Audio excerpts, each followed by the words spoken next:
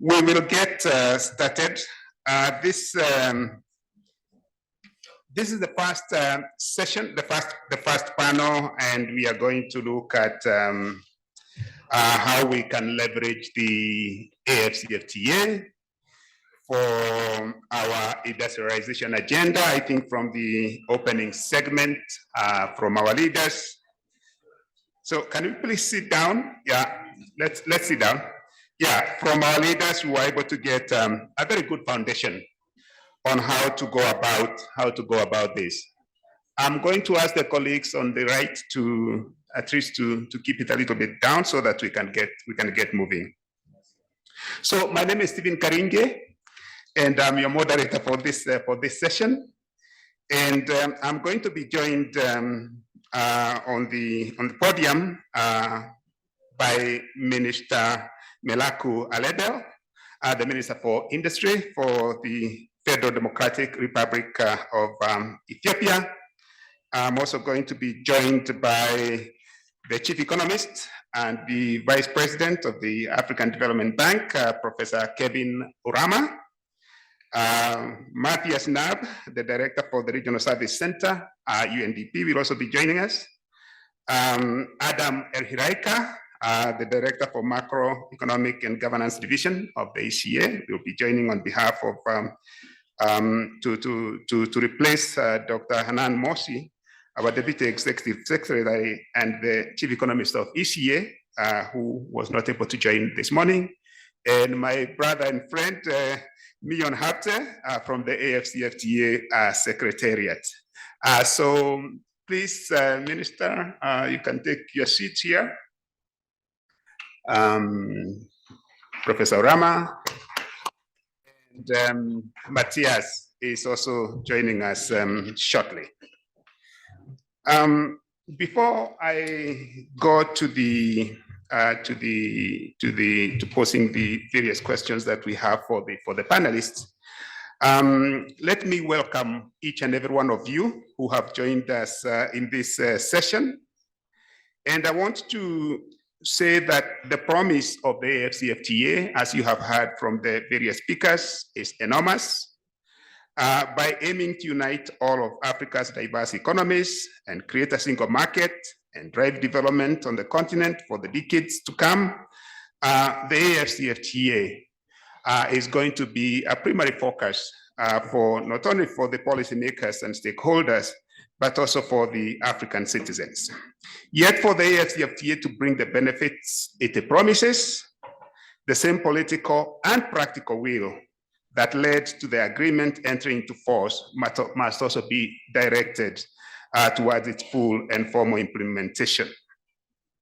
We know that for the agreement to succeed and drive sustainable and inclusive development, trade barriers must be reduced and eliminated. Markets must be accessible, and trade must be fair, competitive, and available to all. The tools needed for businesses to engage in the single market must also help to reduce bureaucracy, simplify trading procedures, and simplify on-the-ground factors like logistics and delivery. And while the idea of using the AFCFTA to drive Africa industrialization is not new, we must also ensure that the AFCFTA becomes a tool for every African. In this sense, it must be inclusive and permit access for women, youth, the disabled, and the vulnerable groups. It must also be sustainable and also help drive change on the African continent that puts the best interests of Africa's future at its center.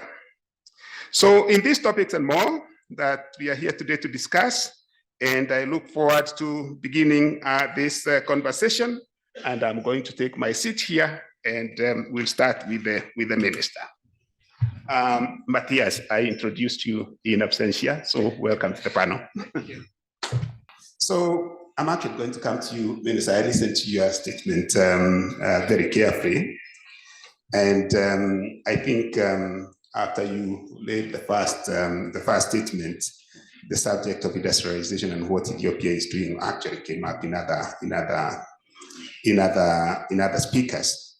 So we agree that industrialization is a key component of African growth, but the continent has actually struggled to see the benefits of industrialization. We also know that industry is one of the sectors that has the most expansive potential under the AFCFTA. So most of the research done by everyone seems to indicate that most of the growth in intra-African trade, for instance, is going from industry. So in the case of Ethiopia, can you please tell us some of the initiatives, both current and the future ones that you're planning, that are being undertaken to help ensure that this time Africa benefits from industrialization? Thank you, moderator. Everyone. It is a very important agenda and the point the moderator raised. Regarding industrialization, Ethiopia is actively pursuing various initiatives to enhance the manufacturing industry sector, particularly with the concern of the African Continental Free Trade Area Agreement, because this is the way to create employment opportunity. This is a way to enhance and boost export. And this is a means to substitute importation. So taking this and also the economic transformation and growth as one of the pillars, try to have various initiatives in this regard. One the initiative is, as I mentioned in my speech, the Ethiopian Tamert movement. It is to mean the late produce movement or the made in Ethiopia movement. The lesson is learned from the most industrialized countries. We took a good lesson from those industrialized countries, how they transform industrialization. So taking our situation into consideration, we try to adopt the good lessons from industrialized countries so as to support the private sector, so as to support and address the bottlenecks that hinders the growth of the manufacturing industry sector. There is always a misalignment and lack of support among the stakeholders, especially in the government bureaucracy. And taking this into consideration and to create a conducive environment for the manufacturing industry, we took one of the good initiatives as one of the flagship projects in the country, which is fully get political commitment by my government. So one of the initiatives is the Ethiopian Tamert movement, and we have seen also the fruit of this movement for the last 2 years, and the movement will stay till the coming 10 years. And second is policy and regulatory reform. We believe that the physiology, what we call it, the industrialization is the result of the good policy. So from the philosophy perspective, unless we are showing our commitment in terms of policy and regulatory reform, there will not be any manufacturing industry development in the country. So for the last 5 years, we try to do a lot of reforms, starting from the homegrown economic reform. Why we make it the economic reform homegrown? Because we took our own situation. We couldn't fully copy from the east or from the west, from the south. And it's like clinical economy, not like developmental economy, not like a full recommendation. We took our lesson, what opportunities that we have, what resources what we have, and taking this into consideration, we try to adopt our own homegrown economic reform, and we amend the industry policy and also other strategies. And the other one is the infrastructure. Why manufacturing industry is not developed in Africa is because of lack of adequate infrastructure. So we invested huge amount of investment on the infrastructure, especially power, railway, and road, because it is the logistic cost and the energy cost that makes the determinant in the manufacturing industry sector. So we invested huge amount of money in the infrastructure sector. One of the initiative is the power, the energy, and also the logistics sector. We try to expand and promote the airlines. As you know very well, Ethiopian Airlines is one of the African carrier. So we try to promote air service, and we try to also develop linkage with the ports through road and railway. So this will make the manufacturing industry more competent in the country. The other one is the industrial park and special economic zone. We built 22 state-of-the-art industry parks and also special economic zone, so as to enhance and support through infrastructure and better service for the manufacturing industry. So this is one of the good initiatives that we have. And the other one is focusing on light manufacturing.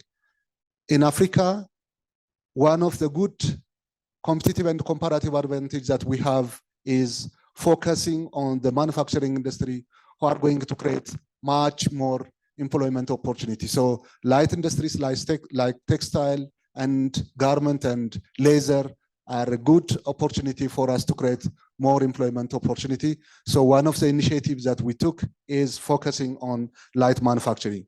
The other one is agricultural industrialization. There should be a transformation in the agriculture sector through supporting and linking with industrialization. So integrated agro-industry parks are one of the way to enhance smallholder farmers to link with industrialization and urbanization as a whole. So this is one of the initiatives that we are doing. The other one is strengthening local value chain. This is very important. Small and medium enterprise will get a good benefit through having a better supply chain linkage. Without having a supply chain linkage, small and medium enterprise will not have an advantage to grow. So this is also one of the initiatives that we are following. Enhancing skill and education is also one of the initiatives. As mentioned before in the speech, we have one of the good potential in Africa, labor potential. So this labor should be educated, should be skillful, and the focus should be given for the labor. Then if we invest on the labor side, then the efficiency and productivity will grow. So taking this into consideration, one of the focus that we gave is for skill and education. The other one is sustainable practice. Sustainability is always very crucial. We have to see the latecomers advantage. We have to use the equipment, the factories that are more friendly with the environment. So one of the good things that we took as initiative is the sustainable practice in the manufacturing industry. We have to have the clean sky, we have to have the clean environment, we have to have the clean water. So sustainability should be as one of the initiatives for the expansion and promotion of sustainable manufacturing industry in Ethiopia. The other one is export promotion and import substitution. Still in Africa, there is a serious trade deficit. So as to support and have a better trade balance, there should be the export promotion and as well as import substitution strategy. So as a country level, we try to adopt a good export promotion as well as import substitution strategy that will enhance the manufacturing industry sector and also the trade deficit challenges in Africa. In the future, we have also an initiative, diversification of industrial base. Now we are focusing on the light industry, but also we are on the way to shift to the pharmaceutical machinery and also in the innovative types of industrialization.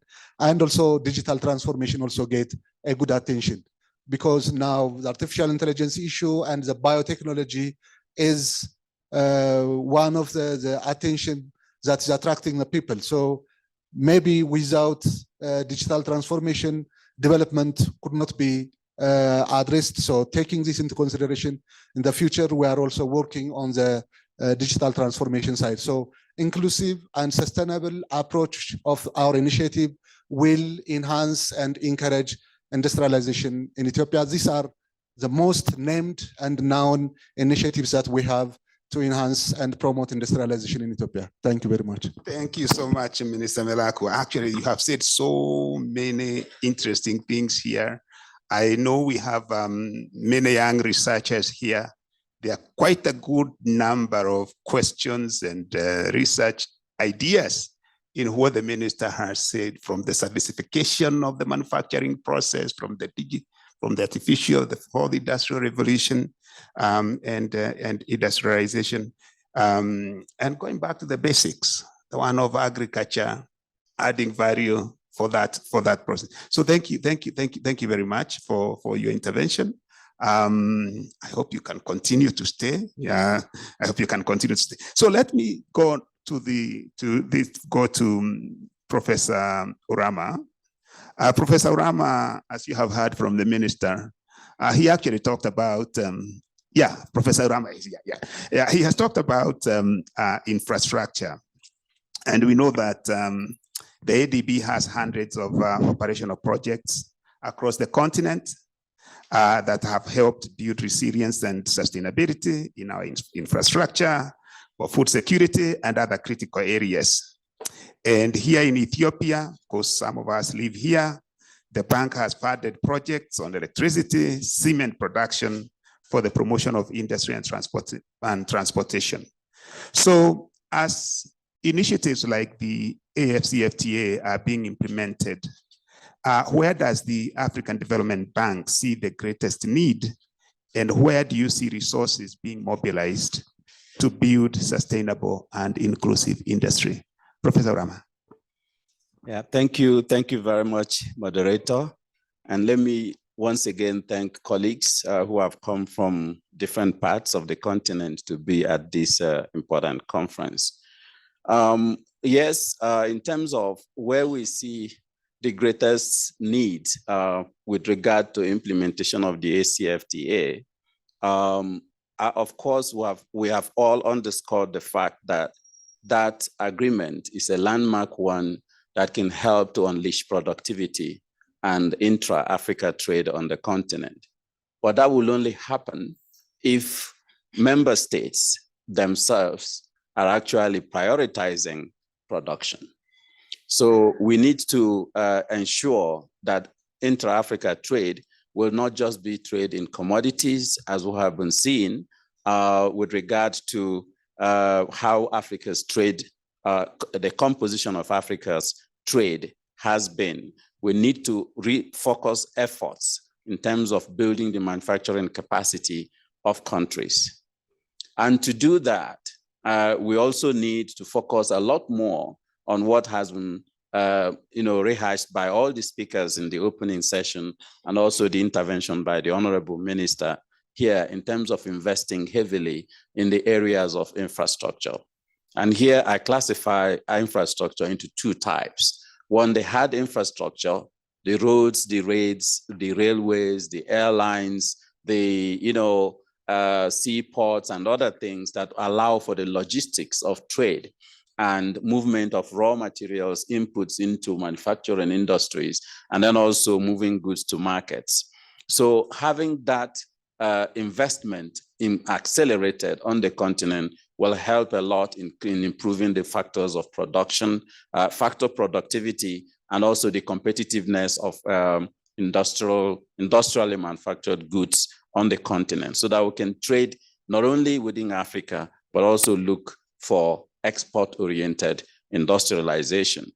But also one aspect which has often been not focused on a lot is the soft infrastructure, the knowledge capacity, the institutions, the governance capacity that helps to de-risk the environment, and be able to allow to crowd in investments into the continent, and also retain investors' interest in building these industries that we are thinking through in this meeting. But of course, one of the key roles for ACFTA is the intra-regional trade facilitation.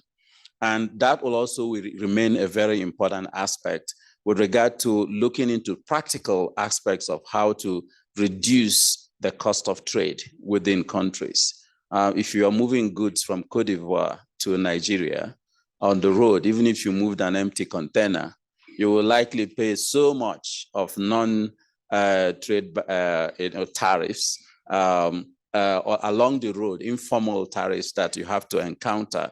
And that just makes the trade between countries much more difficult.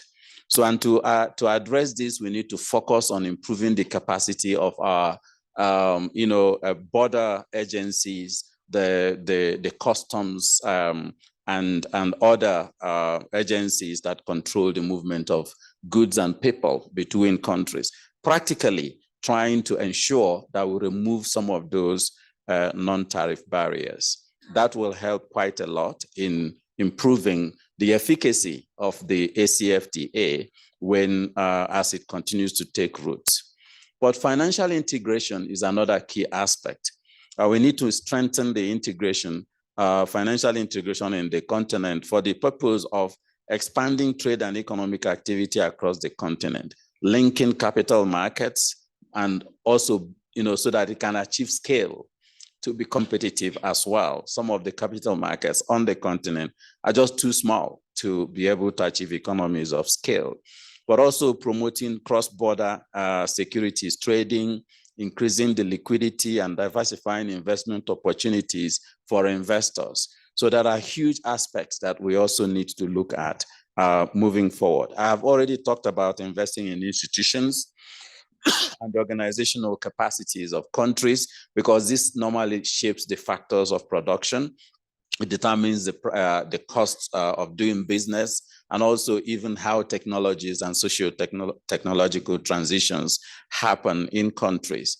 And one key low-hanging fruit, which many countries in Africa are already beginning to embrace, Kenya, for example, and Rwanda have already announced, free movement of people, no visas for Africans to move, so that the factors of production can move freely within and between the continent. And that is how innovation and technological know-how and capacities can also move, but also equipment in terms of helping to create also the scale that we need with regard to that.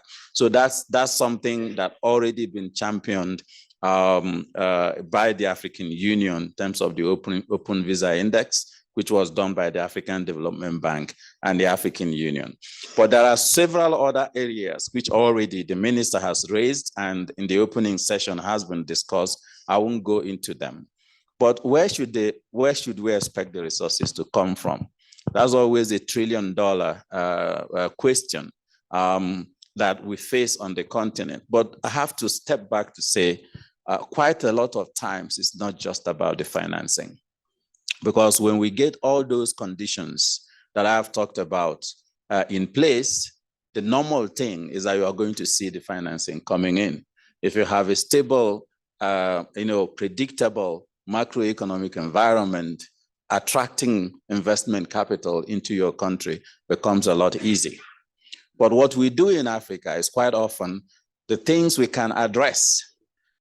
It doesn't take the foreign investor to address the macroeconomic policy environment, to address women and youth inclusion in your economies, to address security and peace in your economies, and inclusivity and sustainability of your economies. By addressing some of these risk factors, which is making the cost of capital very high on the continent, we will inevitably improve the flow of capital, the one that we always look for in terms of the external financing that comes into the continent, but also leveraging the private sector financing. But let's not also forget the unutilized capacity in domestic revenue mobilization on the continent. If you look at all the I mean, domestic revenue tax to GDP ratios on the continent is still very low compared to other regions. And again, it takes the country to be able to enact and implement the policies that will allow for this domestic revenue mobilization to improve on the continent. There are so many technologically driven tools and options that can allow us to help make that happen. Modernizing the informal sector is another way that can happen. Simplifying the tax code so that it's simply easy for citizens to actually pay those taxes is another thing that we need to think about, but also adopting digitization that encourages transparency in the collection and use of taxes is also another thing that needs to be talked about. Well, reforming state-owned enterprises, which often are cash cows in many countries, needs also to be looked at. If we did this and blocked, because the question is, where is the money coming from? There is a lot of money already in Africa that is bleeding and not being used. Illicit financial flows was already mentioned in the opening session. That's almost 90-something billion US dollars. And then Africa also is currently paying, by 2024, our estimates is that they will be paying, African countries will be paying about 74 billion US dollars, again, on just debt repayment, debt service costs, which is almost 11.3% of Africa's total revenue. And if you also think about other aspects of inefficiencies in the tax collection of the continent, we are losing quite a lot. And because of this risk profile I have talked about, Africa is also losing over 74.5 billion US dollars annually. So if you do the sums, my brothers and sisters, there is a lot of money on this continent that we're just not using efficiently. If you bring 90 billion, 74.5 billion, 74 billion, if you look at all the leakages we have on the continent, we'll be able to have the resources we need to industrialize Africa. But there are several other innovative financial mechanisms that we need to look at, and especially in green innovation. We have several green bonds, sustainability-linked bond, climate finance options, carbon markets. There are several innovations that we can actually leverage in order to move things forward. But the big one for me is actually public-private partnerships, how we leverage the private sector. We keep hearing of this 1.4 trillion US dollars of assets under management in the global public sector. And you start asking yourself, if you have such a glut of capital, why is it that we're not getting that onto the continent? And then it goes back to those soft infrastructure issues, the governance capacity, the risk profiles of countries, and so on and so forth. So my brothers and sisters, there's quite a lot that can be said about where money can come from. The only thing I want to say is let us not always look outside. Let's think of what we can do internally to use what we have already efficiently, but also to increase what we can mobilize through domestic revenue mobilization. Because when we do this, the rest will come. The global public investments will also flow into the continent so freely. Thank you So much, Prof. I don't know whether when we are citizens, many of us are citizens of African countries, when you listen to what Professor Urama has said, and then you also look at the discourse in our social media, when issues of taxation are raised, when PPPs are raised, even the big debate that is going on now about carbon markets, you can see there is actually a disconnect. And I don't know whether this disconnect relates to governance and accountability on these issues, but essentially what Prof you have said is that we have the capacity to mobilize all the resources we need, starting with the easiest tax revenue mobilization. But if you listen to the discourse, and I know there are very many young people here who are very active on social media, who follow government policies, you will see there is that disconnect. Not everybody wants to move to that direction. So, Mion, I'll come to you last. because we want you to wrap up on what you hear because of the AFCFTA. So I want to go to Matthias, because we heard from your statement, Matthias, you gave very many examples of what the UNDP is doing on leveraging the AFCFTA. And we know that your mandate, just like most UN agencies, is to support African countries reach Agenda 2030 and the Sustainable Development Goals. And one of these, which is what we are discussing here, is SDG 9, related to industry, innovation, and infrastructure. So can you speak to some of the challenges, UNDP sees in promoting inclusive and sustainable industry and innovation in Africa, and what mechanisms exist to overcome these obstacles?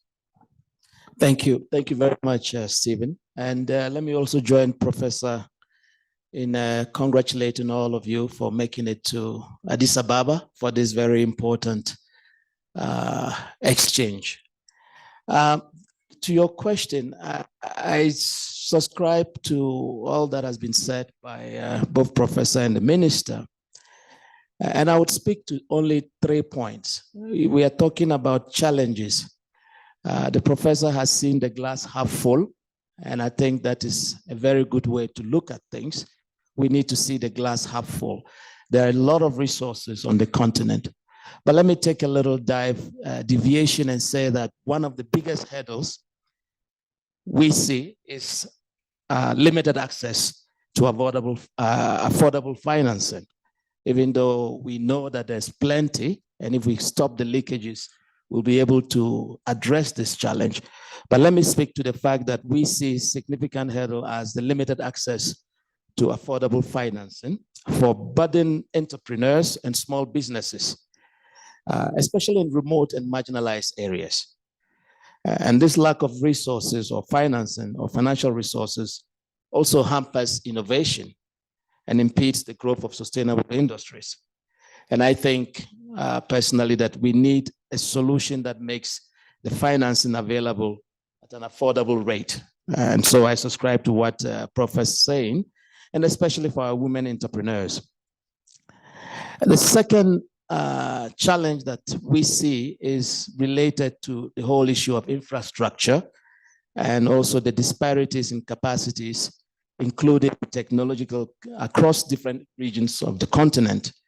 There have been examples given of some countries that are doing well and others that could do well and others that are lagging behind. And there is a digital divide that we all are aware of, where there's some lack of adequate infrastructure in many of the countries that we see. And therefore, ensuring inclusivity in the innovation ecosystem also poses a challenge. Women and youth, in my view, are often face barriers of entry and participation in these industries due to societal norms, some traditions, access to education, and other gender-based discriminatory practices. For us as UNDP, therefore, we believe that governments should be at the forefront of fixing the infrastructure question. But of course, there is also room for partners. And this is where on innovation, for instance, UNDP, we have deployed across the continent about 37 accelerator labs where we train people to develop and innovate on homegrown solutions. We are also facilitating access to finance through investment in financing models, such as venture capital initiatives. And we are also in the lead to support micro, small, and medium-sized enterprises.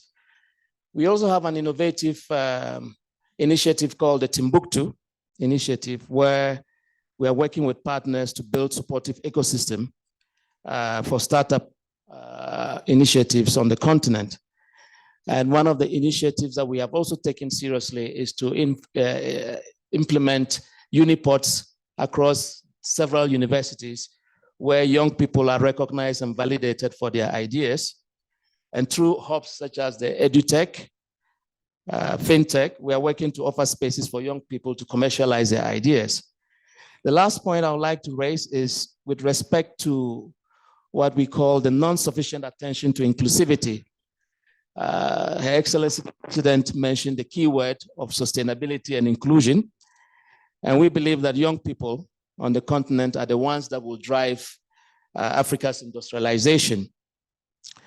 We saw this during COVID-19, where Africa's youth demonstrated remarkable ingenuity and resilience, innovating digital solutions to take the continent out of COVID-19 pandemic. We saw in many villages, young people were fabricating hand washing machines, several PPEs being supplied and manufactured in rural areas. And I think this tells the story of the potential of African youth. And I think in many cases, when the governments take the lead and there is political will, we can definitely valorize the potential of Africa's youth. And this is where UNDP has been very forthright in terms of supporting the marginalized women and youth in taking forward the industrial agenda. Thank you so much, Matthias, and also for giving examples of what is happening on the ground. In fact, we've just come from the Intra-African Trade Fair 2023 that was in Cairo. And the exhibition, you know, it gives you so much confidence and hope because you had a lot of entrepreneurs from across the continent. And now the AFCFT is giving us the platform. We even had an Ethiopian that we had sponsored from here in ECA who was actually exhibiting the kinds of things that he's producing for the continental market. So there is actually hope, but we need to connect the markets and to finance. And this is where I come in now to Adam. You know, the ECA has been actively engaged in the global conversation on revamping the underpinnings of the global financial architecture because of what this means for financing. And we know that Africa's fiscal space has been constrained for several years of crisis intervention and also the imposition from the external shocks. When we examine Africa industry, we further recognize that to build industry, investment must happen, but to do so requires capital to move freely. So can you comment on Africa's fiscal situation and what countries will need to consider to attract this much needed investment and expand industry? Adam. Thank you, Stephen. Good morning, ladies and gentlemen. I'm glad to be here today with many young researchers talking about industry and the imperative for industrial development in Africa. Some time ago, actually, immediately after the 2008 global financial crisis, we organized a number of meetings here within ECA, Conferences of Ministers of Finance, jointly organized by ECA and AU. And there was a kind of new thinking about Africa's development. We need to really have a new narrative on Africa's development that focuses on structural transformation through industrialization. That narrative is still very relevant and has been somehow articulated through the SDGs, through the African Common Position on the SDGs that informed the SDGs very much. It has been said today that industrial policy and industrialization is not a luxury. It is not a choice. It is a must. And what we need to do in Africa really is to have a new approach to industrial policy and industrialization. We in ECA advocated a comprehensive approach to industrialization. And we produced many reports, starting with ERA 2010, an economic report on Africa 2013, a landmark report on making the most of Africa's commodities, and then a report on dynamic industrial policy, a report on industrializing through trade and urbanization and industrialization, greening Africa's industrialization, and then financing sustainable development in Africa. A lot has been said about the issue of financing, and I think Africa's fiscal constraints are well known. Currently, Africa is having a fiscal deficit of 4.6% of GDP, which is expected to increase to over 5% in 2024. And Africa's debt situation is also well known, with debt rapidly increasing over the last 10 years. But as it has been said, and I don't want to repeat, the potential for Africa to mobilize domestic resources is huge. In economic reporting on Africa 2019, we estimated that Africa's potential to increase tax revenue GDP ratio ranges between 12 and 20%. We know Africa's tax revenue GDP ratio is currently about 15.6%. The global ratio is over 30%. So the potential is huge. Within Africa, we see huge differences across countries, from tax GDP ratios of less than 5% in countries like South Sudan to above 20% in countries like South Africa. So the potential is very huge. I'm not going to repeat. But what I'm going to emphasize here, for us really to make use of the potential to increase domestic resource mobilization, both public and private, in order to finance investment in manufacturing and industry, we need a comprehensive macroeconomic policy framework that looks at industrialization and industrial policy, not as a sector strategy, as many reports used to do. And that's what we advocated in ECA. We said that for a long time, industrialization and industrial policy is seen as a sectoral policy or a strategy, but it has to be a mainstream policy, and we have to have a comprehensive approach to this. For this to happen, we need a comprehensive macroeconomic policy framework that focuses on a structural transformation, with industrialization as a key tool. Within this framework, we need to have in place strategies and policies that have been mentioned by some speakers before me that can help us to attract foreign direct investment, more foreign direct investment. Also to promote increased investment in manufacturing and in value addition. Currently, Africa contributes about just 1.7% of global value chain. This is almost nothing with the raw commodities and minerals we produce. So we need within this macroeconomic policy framework, local content policies. The minister alluded to some of these, but this has to be strictly applied. We should not export any raw material without adding value. This should be a policy, a comprehensive policy. Adding value should be a must for any exports. And this should also be applied to any foreign direct investment coming to Africa. In minerals, in any sector, they should commit to add value.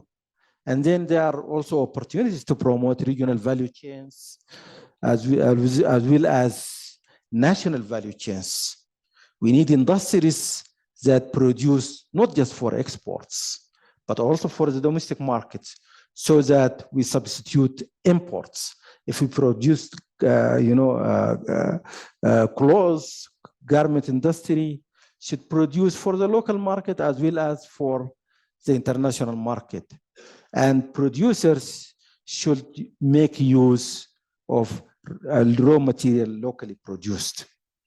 This is very critical for us to really have a comprehensive framework that helps us promote industrialization and value addition within the AFCFTA framework, and also to be able to mobilize resources, financial resources, domestically and internationally, that are linked to our investment priorities. A lot has been said about this.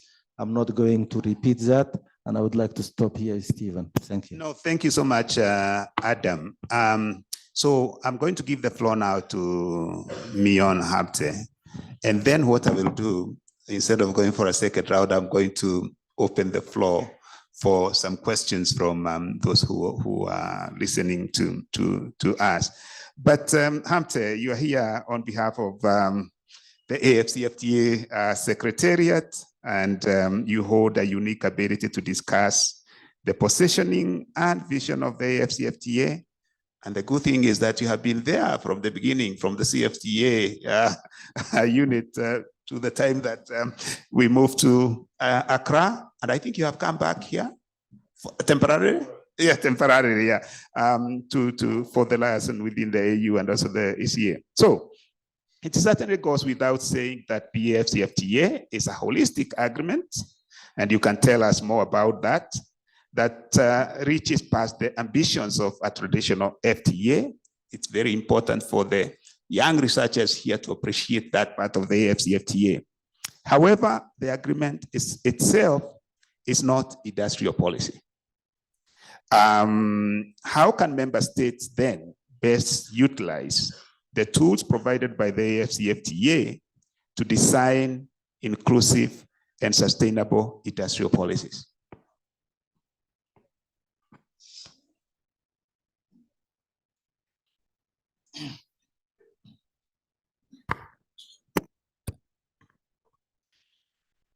Thank you very much, Stephen, for having me. Good morning, ladies and gentlemen. Stephen, on behalf of the Secretary General, His Excellency Wamkele Mene, I would like to congratulate you for organizing such a very great conference, which is, as always, very timely and insightful. To get back to your question and to give my intervention, like you said, Stephen, the FCFTA, it has a holistic approach in terms of approaching the free trade area agreements. We have seen FTA agreements in so many other areas. But when it comes to the African continental free trade area, it's just more than such a traditional free trade area, the way you put it. This is because the approach the state parties, I should put a state part because it is a process driven by state parties in member states. So the way the FCFTA is developed is there are protocols which are, if you go to some other places, perhaps they will focus on trading goods, and perhaps they will go further and add trading services. Of course, maybe if possible, some areas we have seen that they are also coming up with some, additional agreements on e-commerce, so on and so forth. For the FCFTA, on top of protocols or agreements, on top of trading goods and trading services, it also encompasses in areas of like investment, in areas of intellectual property rights, in areas of also competition policy, which were successively negotiated and finalized. And also, we have also added another part to the agreement establishing the FCFTA, which is the protocol on women and youth in trade, which has, the intention to be inclusive, to bring on board the entrepreneurs of women and youth, how they can benefit out of the FCFTA. So that protocol, outlines what state parties would be expected. They are obligated also. They have signed up for it. How they would like to include women and youth in the trade. We have also finally finalized the protocol on digital trade. So when you read all these protocols all together, it gives you the impression that if a state party wants to export goods or services from one place to the other, all these protocols, they will support you, enhances your drive to go to the end of the market. So having said that, I think when it comes to the industrial policy, I think let me take a step back and let us say what motivated the whole continent to come up with an agreement such as the AFCFTA. I think the rationale that as we know it, when it comes to intra-Africa trade, we always, it's common, everybody understands there is a low level of intra-Africa trade, and the reason behind it also, it's also shared by the reason why we lack industrialization on the continent.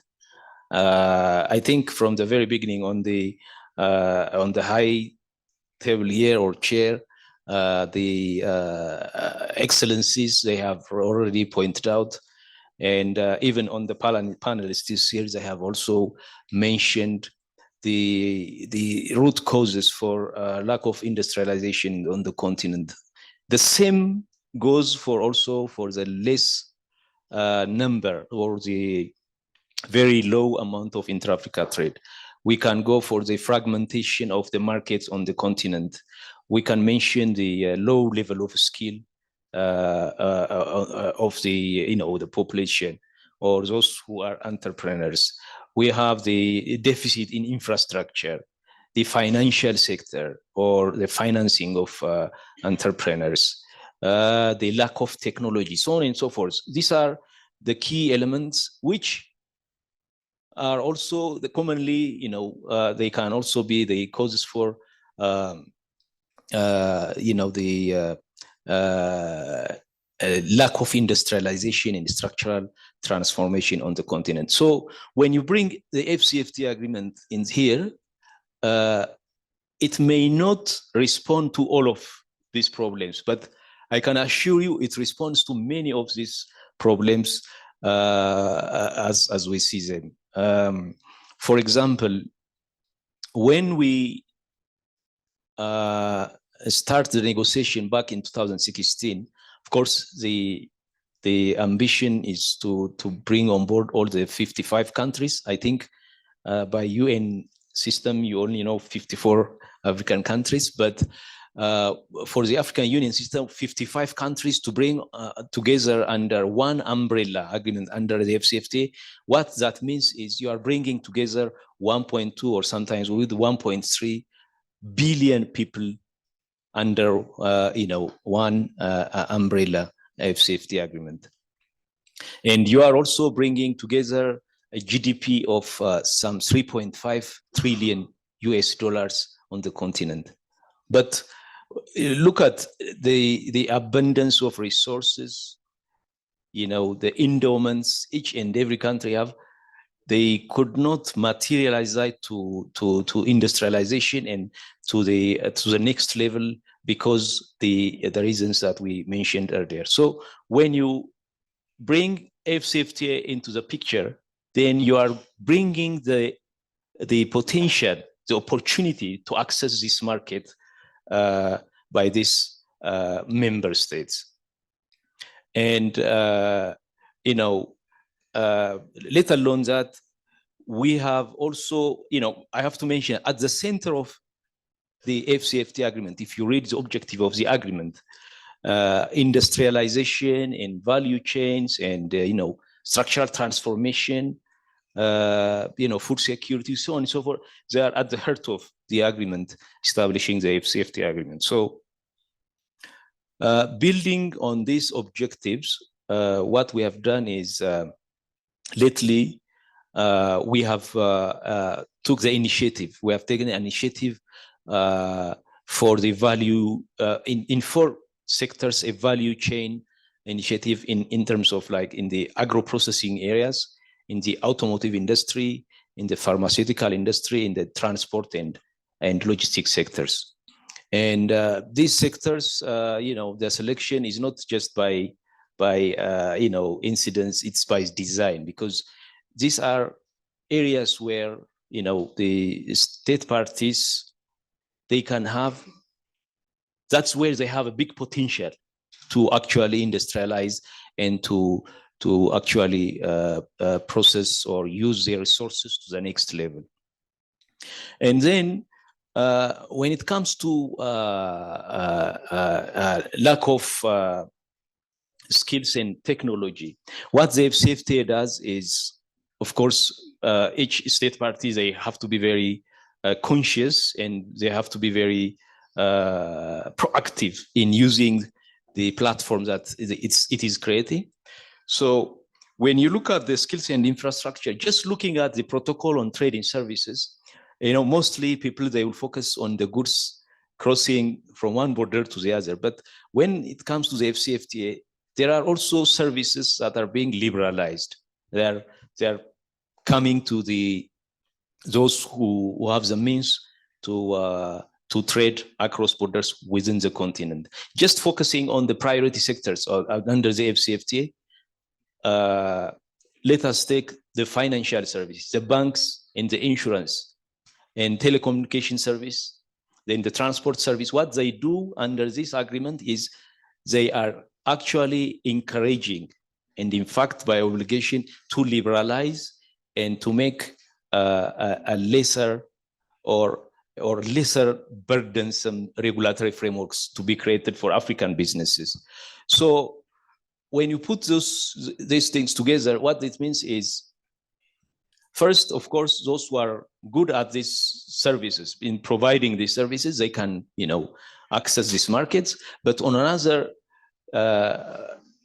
third parties who are very strategic about these sectors, they can attract investment from others in these sectors so that they can use it as an input for their manufacturing industries, so on and so forth. So basically, it is informing you, like, wherever there is a policy for an efficient service provision in the continent or in any country, the agreement assists you to get to there.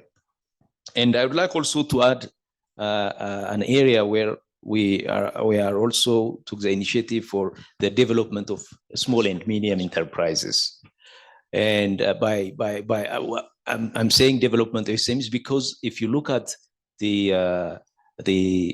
how the African economies are built, most of it, they are based on SMEs. So we have developed the FCFTA SME Support Fund, and which will actually support the industrialization process. I wish I could say more on this, Stephen, but I know time is of essence for you. So perhaps. No, actually, I want people to ask questions. Yes. Because we also have to let people know that there are quite a number of instruments that have actually been put in place already to make the AFCFTA work, from the AFCFTA Adjustment Fund, the Pan-African Payments and Settlement System, the SME fund that you have mentioned, very many things. So maybe, can we open the floor for about 5-10 minutes? I mean, you have the minister here, you have ADB, UNDP, AFCFTA Secretary, and ECA.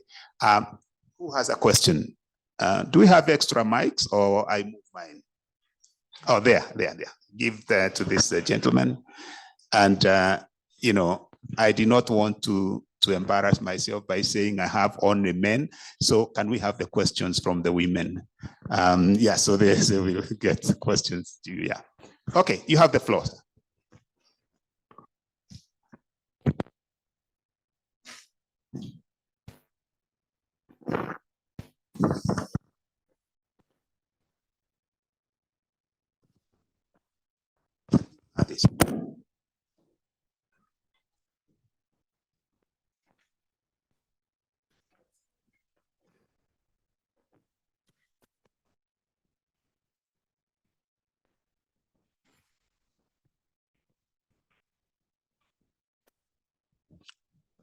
very much. Very good morning to you, ladies and gentlemen. My name is Dr. Ibiekure Jasper Radiri, Secretary General, All Africa Association for Small and Medium Enterprises. And my interest here is for, particularly for the intervention by Professor Urama. And it goes to speak clearly on the fact that the SMEs are key to sustainable industrial development. And I'm happy that Matthias had mentioned that the interventions from Professor Rama are more like seeing the glass, the prism from seeing the glass half full, you know, and I want us to look at it from the other angle, which is that the SMEs require funding, and we have limited affordable funding. And knowing that the AFDB, like many other developing finance institutions, are supposed to support the SMEs financially. Year in, year out, there are budgets to support the SME ecosystem in Africa. But surprisingly, by the time the year is over, the financial drawdown is very minimal from the SME sectors. So what I'm trying to ask here is, can we have an Afrocentric model approach to allow the SMEs attract the funding they need for this development? Because the present financial templates that we see are Western based. They are mostly colonial templates. So how can we have an Afrocentric model, a model that can be suited to particularly increase the SMEs' accessibility to funding, especially from the AFDB? Thank you.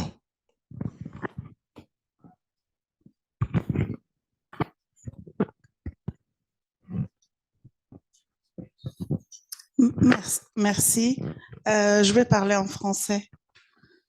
Je m'appelle Awatif Baroud, fondatrice et gérante de l'entreprise Betmama. Je suis spécialisée sur le développement des chaînes de valeur en agriculture et élevage. Ma question, je m'adresse à l'Excellence, Monsieur le Ministre.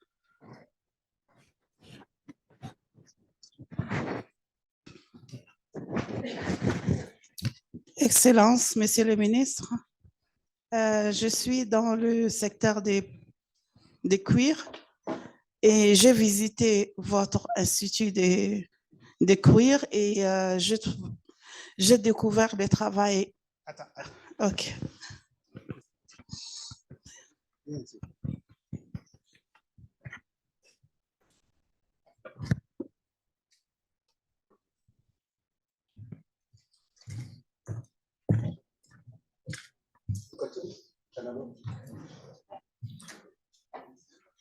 Monsieur le ministre, Excellence, Monsieur le ministre, je voudrais attirer votre attention que j'avais participé à un forum.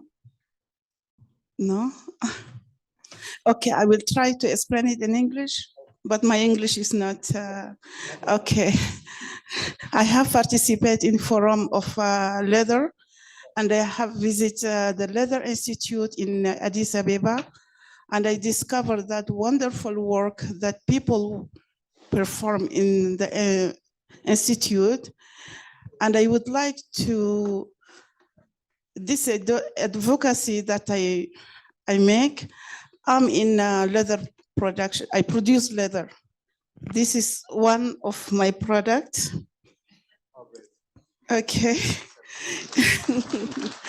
So my advocacy is, I would like to have a collaboration with the Institute of Leather to have some machines, because I noticed that the machine is made, not locally made. So it will be perfect for me, for my work in Chad. So if it's possible to have this opportunity. Thank you. Thank you, Madam. So there were those two questions, one for Professor Urama and one for the minister. But I think, Oleria, did you want to say something? Because you need dough and leather. We cannot separate you. And then we go to Professor Urama and then the minister. Good morning. I am Aurelia Calabro. I am the director of the regional office hub here of UNIDO. And I have been very much interested on the discussion that has been doing this morning here in this panel particularly. I think that one of, if I could, more than a question is an elaboration. I think that one of the key, we have heard the policymaker, the minister, who talked about the Timret movement that Ethiopia is now implementing. We have heard the professor, the access of finance, you know, the ADB and our colleagues from UNDP and the new secretariat of the Continental Free Trade Area. I think that one message that we can take is that we need to have a systemic approach to industrialization. You know, we always meet to discuss. We had a summit in Niger, in Niamey already last year to discuss industrialization in cooperation. I'm sorry not to see here Ambassador Muchanga this morning on industrialization in Africa. I think this is the first key is, you know, invest in a systemic approach where academy, the policymaker and the different association, because it's important to work with the sectoral association. And the key here is the private sector. You have seen this nice lady from West Africa, I think, you know, showing the nice leather products that is that. So systemic approach. Another important area that I think should be brought up is the standardization, you know, trade facilitation activities, because, you know, you complain all the time that you export commodities, but the commodities is due also on the fact that you need to standardize product that can be you know, really exported in meeting the right quality, you know. The different place where you export your goods are putting barriers, hidden barriers, you see, that they go on, you see, the quality itself, but also on the sustainability of the product. So it is linked also on cleaner production, you know, on the kind of elements that you're doing. And so this is a very important area that I have not heard any of the speakers talking about trade facilitation activities. Regarding the light industries and the leather products, I think again in the speech of His Excellency was talking about skills and education, how important it is. And I think Ethiopia has done a lot, not only in the leather sector. The Leather Institute, Madam, is now part of a larger institution on manufacturing, which is called MIDI. It's the Manufacturing Industries Development Institute that is including LIDI, that is called in TD, that is also another area that Ethiopia is very good is in textile, and also the agro industries areas. I think that the minister should have mentioned also these integrated agro-industrial parks that where UNIDO has also assisted to establish.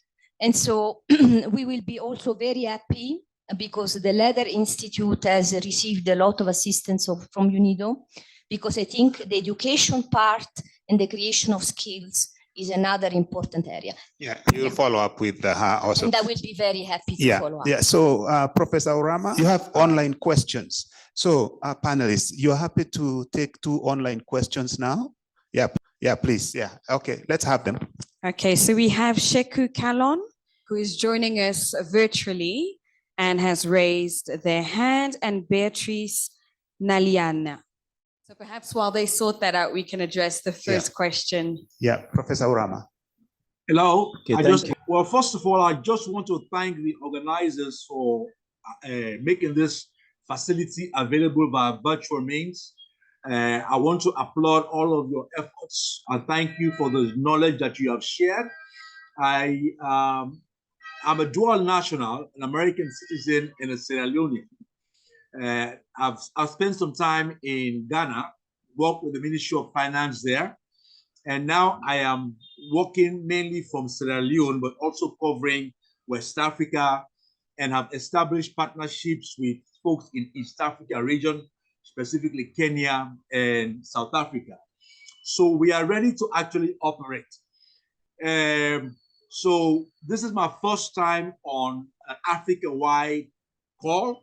So I look forward to engaging the team over the next few months. Our concern is with the, most of our concern is with the free movement of people, goods, and services, which has not been done yet. Only 4 countries have actually allowed Africans to come visa-free. But when you land at the airport, you will then get maybe a 90-day stay, temporary stay. And then if you ask further about establishing a services company, there are usually roadblocks, bottlenecks in the way. So there's a lot more we need to do to get to a fully integrated One Africa market where we can take advantage of our scale. Most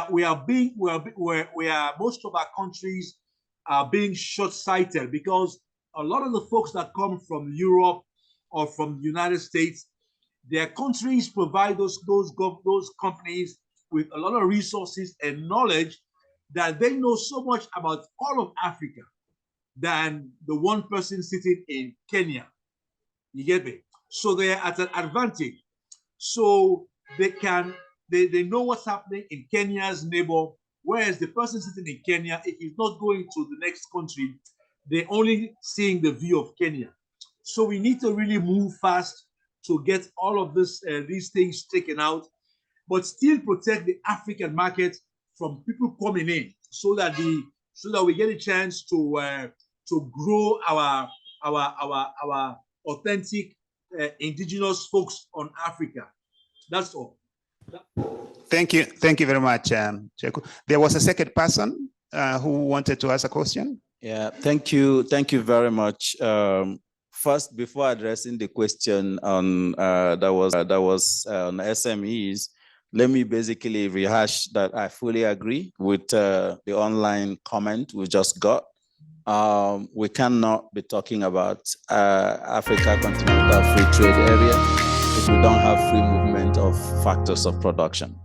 So the countries that have already opened up their economies for free movement of Africans in terms of free visas, I would say really high commendations for being trailblazers and leaders in this area. But all the other countries to please look at that option as well. There's value in economies of scale, and African continent is a block, and we need to act as one, just like Europe is doing, and United States of America, and several others. So please, let's try and look at that as urgently as possible. Then second point on SMEs, basically whether we can have an Afrocentric financial system. That's what I'm hearing the question to be. I fully agree with you also that the current financial architecture, the debt architecture, and the way we measure and assess risks and so on has a lot of improvements required. And that is why you are hearing of all these calls for reforms of the global financial architecture, and even calls for reforms in the way that rating agencies, assess risks in countries, because Africa pays a very high risk premium because of some asymmetric information or even poor information about the continent. But the African Development Bank is an international organization. It's a multilateral development bank, and there are fiduciary risks that needs to be complied with. And in complying with those rules, which is supposed to ensure financial sustainability of the bank itself, it's not possible at this stage to create different rules that are not consistent with the global financial rules, because again, the financing for the bank is not coming, is global. So the only thing I would advise in that area is for us to look inwards to see what we can do as Africans to ensure that we build the capacity of our SMEs to be able to meet those requirements so that they are able to access the financing, just like all the other SMEs in other regions of the world are also meeting the same requirements and accessing those financing. So, and that is where I talked in the opening session about building the institutional capacities and individual capabilities of our people on the continent. And as we continue to push for global reforms in this global financial architecture, because Africa cannot act as an island, we're already in a globalized market. And there's value in that globalization that we need to continue harnessing. I think that's the issue. And yes, kudos to our sister that is in the leather industry. And again, the call you are making with regard to collaboration, cross-country collaboration, for me is the Africa we want. Thank you. Thank you very much. So thank you, Prof. I'm being asked to close, but so what we'll do, I'll give the floor to the minister to respond to the point of collaboration from the leather entrepreneur, and then I'll give the other panelists maybe 1 minute just for your final word, Minister. And it's also going to be your last word. Okay. Thank you very much. Before I'm addressing the question regarding the laser cooperation, I would like to add 1 point. We have seen a tremendous and enormous potential, untapped, immense potential that we have in Africa. Mining potential, tourism potential, agriculture potential, and everything that we have. And we have market, we have labor. But the question is why we left behind. For how long this opportunity is waiting for us? This question should be addressed. And I feel the issue of development-oriented government, political institution is very crucial for Africa. Without the political commitment, without leadership, without having a strong government that will bring inclusive and sustainable development in Africa, whatever the agenda we are flagging, we couldn't succeed. So political leadership, governance, democratization, political stability, security is very crucial for us. So forever, we couldn't always mention what resources that we have, what opportunities, endowments that we have. That will not bring change in Africa. The institution, inclusive thinking, and political commitment and leadership will bring change in Africa. So in every corner of Africa, we have to strive for having democratic organization, democratic political institution, and governance in the continent and each countries.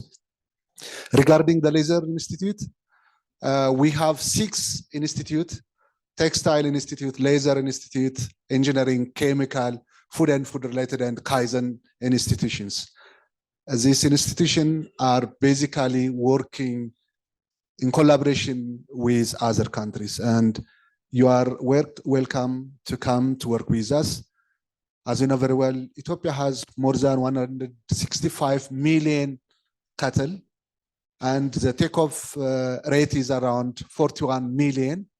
And we have many tanneries and leather industries, so we are supporting them, but still the industry is in the infant stage. Still, we are working on that. So we do have a vibrant researchers and technical persons in all the sector, but still we have some gaps, but still we can collaborate with you. You are welcome. We are here also to support you. Thank you very much.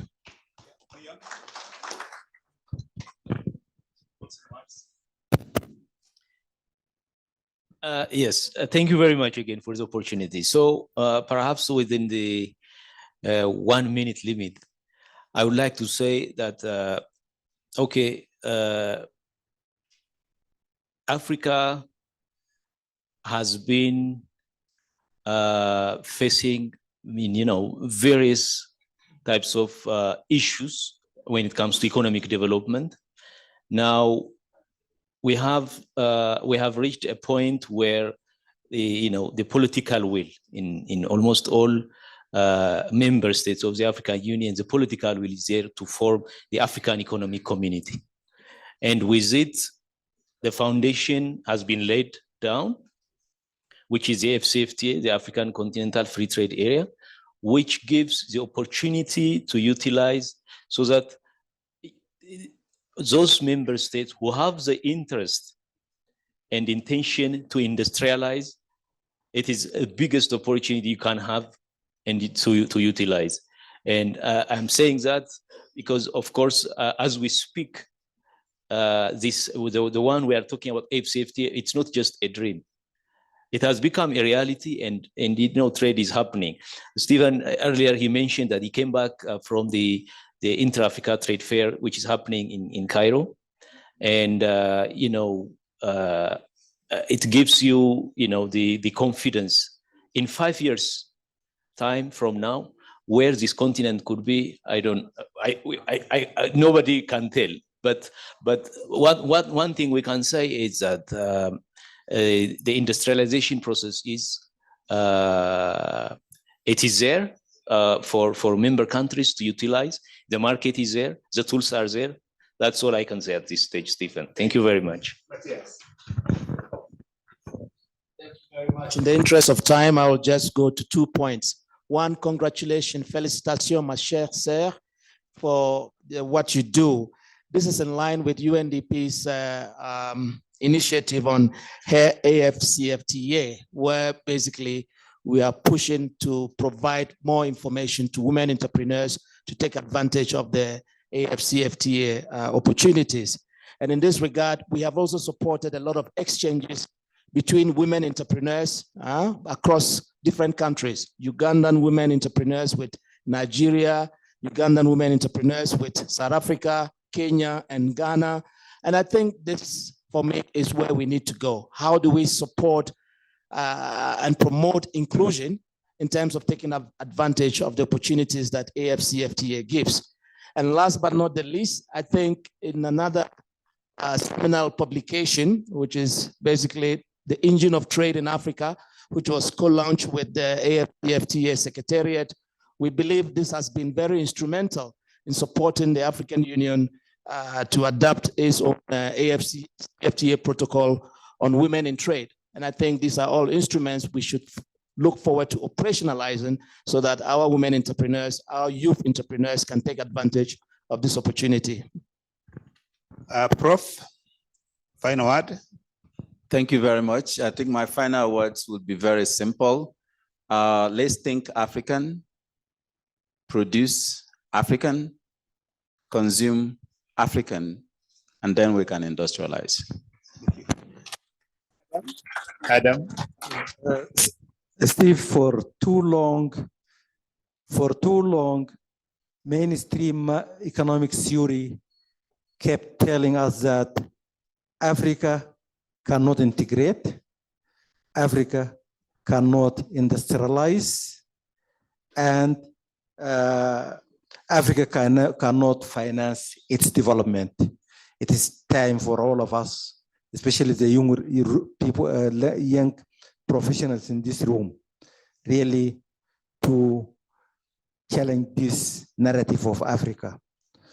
Long time ago, we had textbooks that told us we cannot integrate because African economies have similar economic structures. But we have been telling them now that Africa is increasingly trading among itself. Kenya is the main trading partner now for many countries in East Africa. South Africa is the main trading partner for many countries in South Africa. And now we have seen a few African countries changing their economic structures. And we have seen Africa now increasingly relying on domestic sources of finance. So it is not time to have the confidence that Africa can integrate, Africa can industrialize, and Africa can finance its development. Thank you. Thank you so much. So let's give An applause to the panelists. Thank you so much for your patience, your contributions, and giving us your ears and your brains to listen to this.